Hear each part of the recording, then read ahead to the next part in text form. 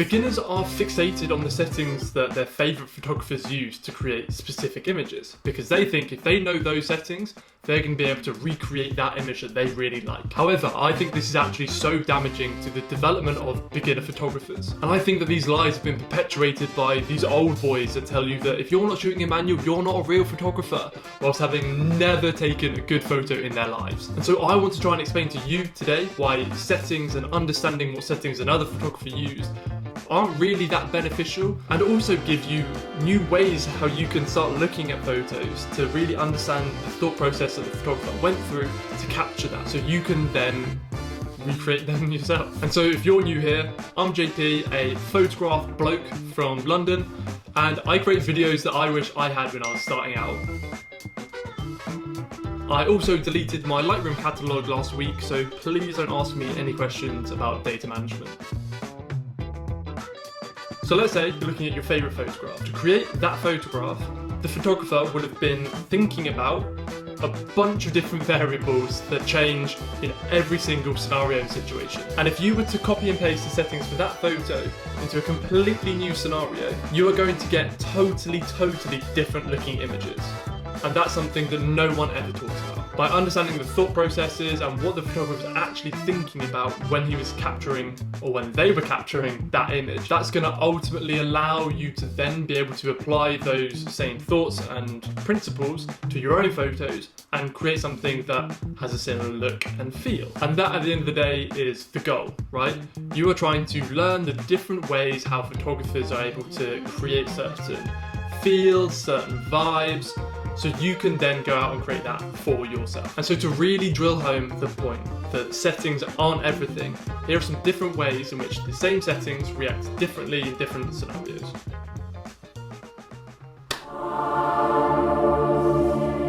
So this is a super easy one to start with, right? The settings you use are entirely dependent on the desired exposure that you want to create, as well as the available light within the scene. But let's say, for example's sake, that your camera's broke and you can only shoot in f5.6, shutter speed of 1/50 and ISO of 100. You're going to get vastly different results just by spinning around on the spot and pointing your camera at different things.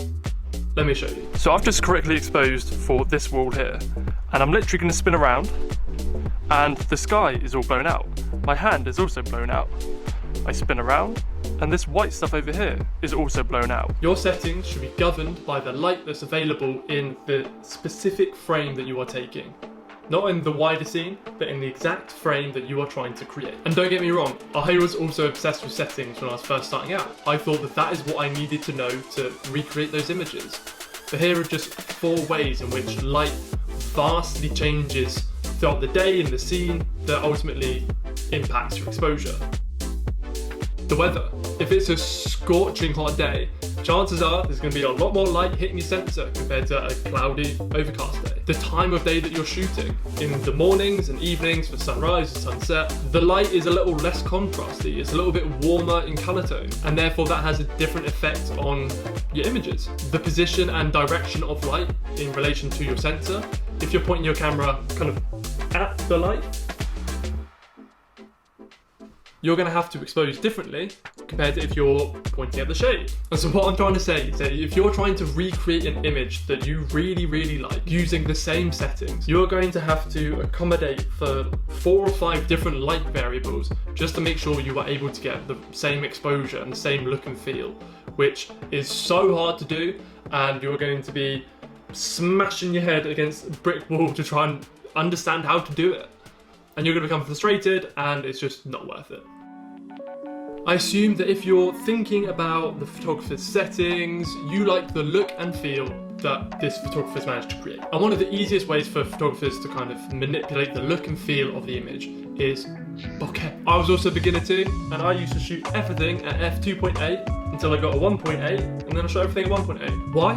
Because that is a look that's typically associated with professional photographers. We're still not able to really replicate that kind of creamy bokeh in the background with your phones. So the only way you can really do it is with professional photography equipment, which is really expensive, and therefore not many people have it. So it's the professionals or really rich people that have it. And so you think, hey, well, if I can create that, that makes me look professional, right? What else makes bokeh interesting? We don't see the world in bokeh. And one of the reasons why we like bokeh is that we are able to really define what the subject is.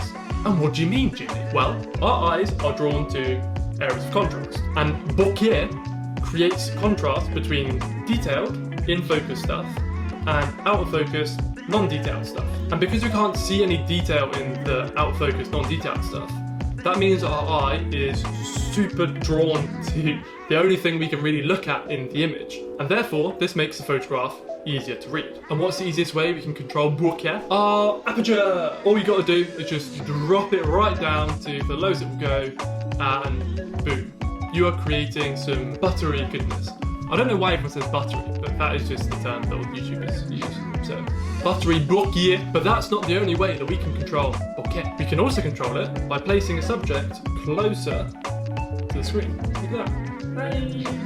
I'll put up a really boring diagram here that kind of explains that the closer you are to your sensor, the less stuff you can have in focus due to its relation to the sensor distance and stuff like that. But just know that the closer something is to the sensor or the camera, the more out of focus everything gets in the background. And so even if you use exactly the same settings as another photographer, if your subject is in a different distance relation to your sensor, it's going to have different bokeh and ultimately different look and feel to your photos.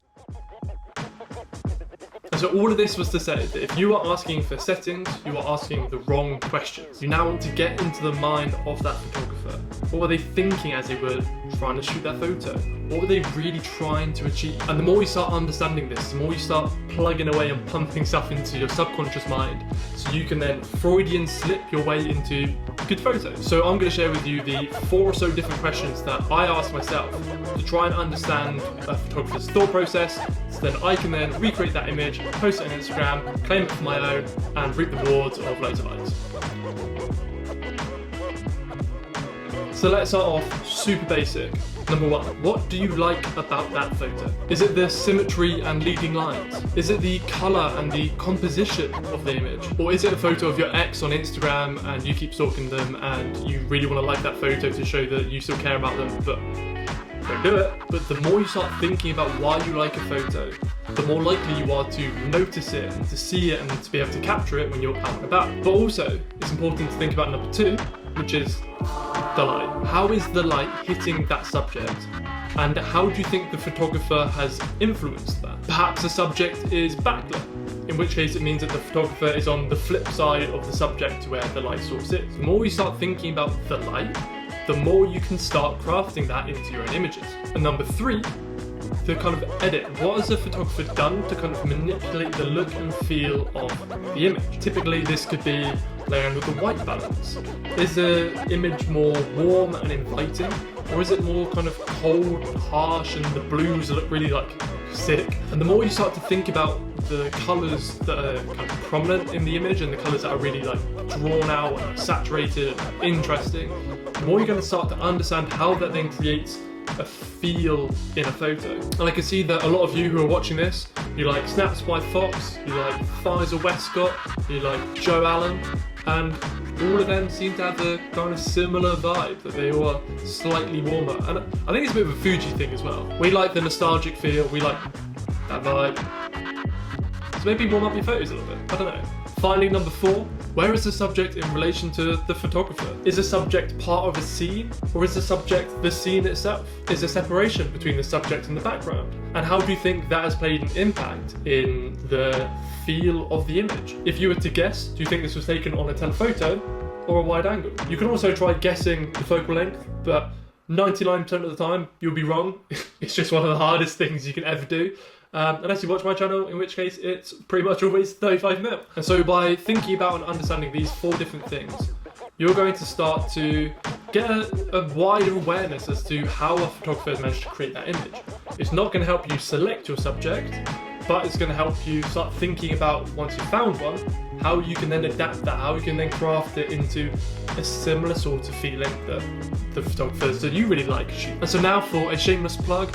If you like this video and you like my style of photography, feel free to follow my Instagram. I'll be sharing more photos from street. I'll be sharing some of my more commercial work, and yeah, just answering kind of any questions you guys have, because I find this really fun, and I want to build a community of just people that are really interested in how to actually become a better photographer.